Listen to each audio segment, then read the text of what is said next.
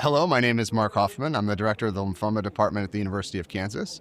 And I presented a couple of abstracts this year, one of which was the long-term extension study of a drug called Golcadomide, given in conjunction with rituximab in patients with relapsed and refractory diffuse large B-cell lymphoma. So this is a drug that has been in development for actually, if you look back, for over 50 years.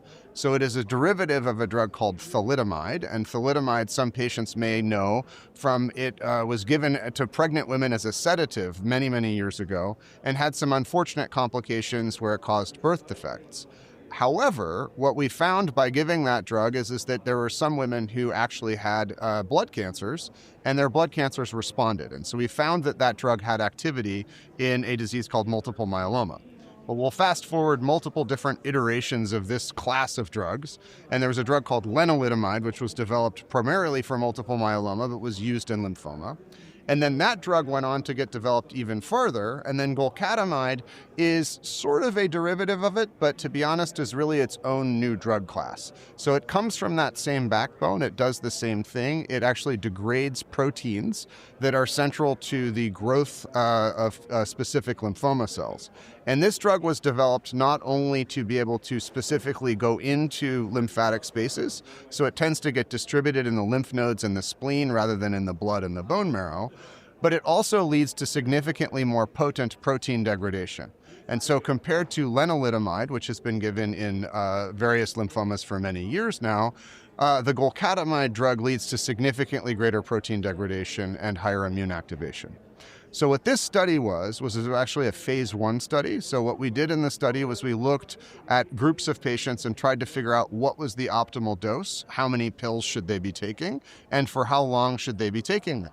And so that was the initial portion of the study. They later optimized that portion, and then the data that I presented was on the recommended phase 2 dose, which is the schedule that is taken out and is currently under investigation for potentially patients to be able to take in the future, assuming that those results are positive. And what we saw was that among patients who had large cell lymphoma, and importantly among patients who had had a lot of prior treatments, so the median number of prior lines of treatment was over 4, and 60% of those patients had had either prior CAR T-cell therapy or prior bispecific therapy, that we saw very high response rates, and it was 60% in the overall population and 45% among those who had exposure to T-cell redirecting therapy. And those responses were durable, particularly the complete responses. So there were 6 patients in the study that actually completed a full 2 years of the study and have been since observed off of any therapy and continue to be in remission. There's another 6 who continue to be on therapy today. And so this study formed the backbone of our promotion of golcadomide in a variety of other settings. It's currently been given in combination with R-CHOP for patients with newly diagnosed large cell lymphoma.